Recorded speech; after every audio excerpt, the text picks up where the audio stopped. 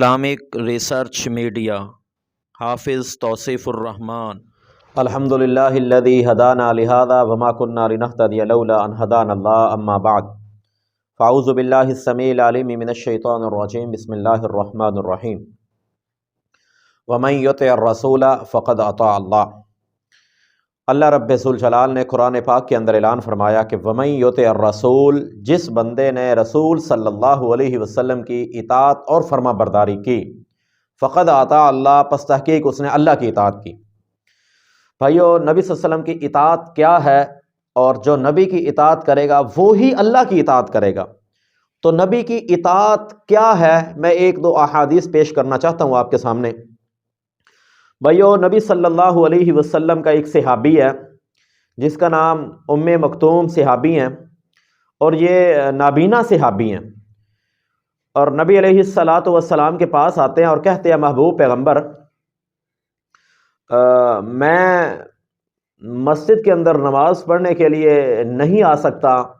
ایک تو میری آنکھوں کی بینائی نہیں ہے، دوسرے نمبر پہ میں پہاڑی ایریا ہے، میں چل نہیں سکتا پہاڑی ایریا پہ، تیسرے نمبر پہ بارش آئی ہوتی ہے، کیچڑ ہوتا ہے کبھی اکثر و بیشتر، چوتھے نمبر پہ پتھر ہوتے ہیں، چھٹے نمبر پہ اللہ کے پیغمبر مجھے کوئی لے کے آنے والا بھی نہیں ہے، ساتویں نمبر پہ اللہ کے پیغمبر زہریلے سانپ بچھو ہوتے ہیں اور مجھے ڈر لگتا ہے، میں مسجد کے اندر نماز پڑھنے کے لیے نہیں آ سکتا، آپ مجھے اجازت دے دے، رخصت دے دے کہ میں گھر کے اندر نماز پڑھ لوں۔ تو کائنات کے امام محمد رسول اللہ صلی اللہ علیہ وسلم نے یہ 7 عذر دیکھنے کے بعد کہا ٹھیک ہے، گھر کے اندر نماز پڑھ لیا کرو۔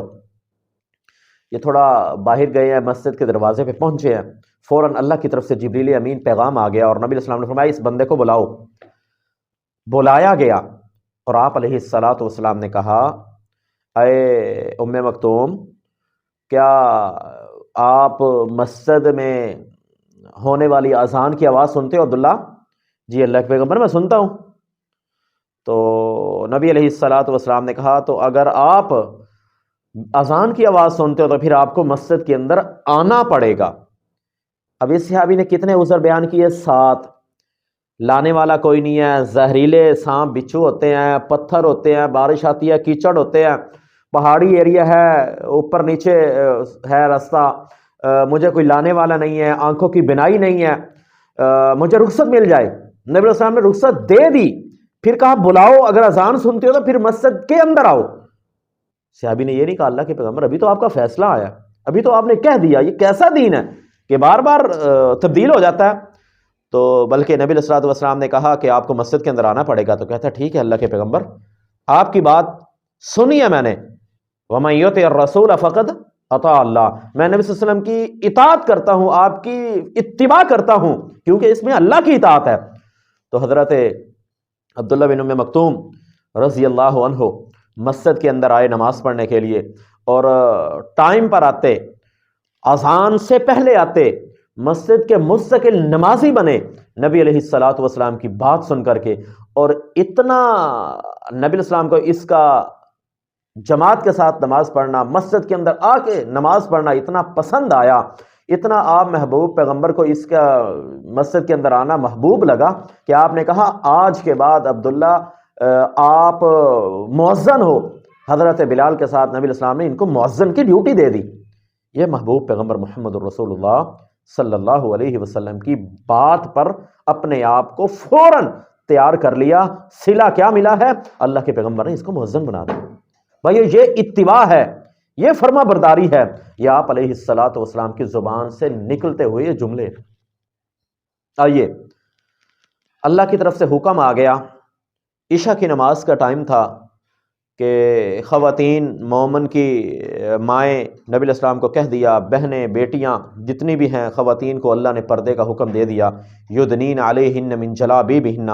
بھائیو عشاء کی نماز کا ٹائم تھا، جب یہ حکم آیا کہ پردے میں خود کو لپیٹ کر کے باہر نکلو گھر سے، تو صحابہ اکرام رضوان اللہ علیہ مجمعین کی جو ازواج تھی، نبی علیہ السلام کے جو ازواج تھی، آپ کی جو بیٹیاں تھیں، مومنوں کی جو مائیں تھیں، انہوں نے جو پردہ کیا، ساری رات کسی نے چادریں اوڑھنی شروع کر دیں، کسی نے اپنے بستروں کے وہ لحاف کپڑے اتار کر کے اپنی چادریں بنانا شروع کر دی، کسی نے تکیے کے کپڑے میسر نہیں ہیں لیکن پھر بھی اپنے بستروں کے کپڑے، تکیوں کے کپڑے اتار کر کے ساری رات سلائی کر کر کے صبح جب فجر کی نماز کے لیے مسجد کے اندر آئیں تو خود کو لپیٹ کر کے آئیں، نبی کے احکامات، آپ کے حکم، آپ کی اطاعت اور فرما برداری کے اندر خود کو ساری رات جاگتے ہوئے، اپنا کپڑا تیار کرتے ہوئے، اپنی چادریں بناتے ہوئے گزار دی، اور صبح جب فجر کی نماز مسجد کے اندر پڑھی تو ساری خواتین کپڑوں کے اندر لپٹ کر کے مسجد کے اندر آئیں۔ بھائی اس کو کہتے ہیں اطاعت اور فرما برداری۔ یہ ہے نبی علیہ الصلوۃ والسلام کی زبان سے جملہ نکلے اور فوراً تیار ہو گئی۔ تیسری بات، کائنات کے امام محمد الرسول اللہ صلی اللہ علیہ وسلم نے ایک صحابی کے ہاتھ میں آپ نے سونے کی انگوٹھی دیکھی، اور آپ نے وہ انگوٹھی دیکھی اور کہا، اس انگوٹھی کو آپ نے اتارا اور پھینک دیا۔ مفسرین لکھتے ہیں 3 دن تک وہی انگوٹھی مسجد کے اندر پڑی رہی۔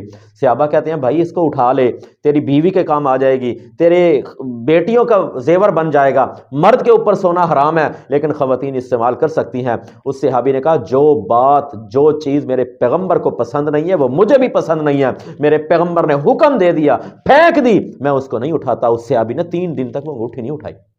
یہ ہے فرما برداری، یہ ہے آپ کی زبان سے نکلتے ہوئے جو جملے تھے صحابہ نے فوراً عمل درآمد کر دکھایا، فوراً اس پہ عمل کیا۔ کائنات کے امام محمد الرسول اللہ صلی اللہ علیہ وسلم کے صحابہ اکرام رضوان اللہ علیہم اجمعین نے۔